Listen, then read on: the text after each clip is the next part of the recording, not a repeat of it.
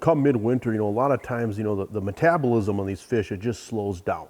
And a lot of times we're scaling down with our presentation. And, through the winter, whether it's bluegills, crappies, a lot of these panfish, they're eating a lot of invertebrates. You look at small insects that are in the water, even back swimmers, just really small stuff. And so I think that's what makes the silky so effective. The silky is just a little rubber ball with silk strands coming off this, but what I like to do is I find that I have to modify them a little bit to catch a lot of fish. You can just put them on your jig like just the way they come out of the package, but you're not going to catch as many fish. And so a couple things that I like to do, I like to thin them out, and I like to trim them down, and I like to, I'm pretty particular on how I rig them or how I hook them.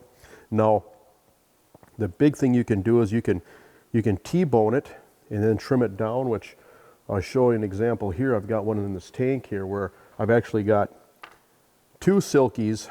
I've got one that's T-boned. It almost looks like legs on an insect. And then what I do is on these rubber balls, you can trim them down, or you can pull this rubber ball back and forth through the silk strands, and you can adjust the tail. But a lot of times I'll trim it, and I'll just have it coming right off the back of the hook, just like that, just so it looks like a tail, so it dances. But I'll show you what this looks like in the water here.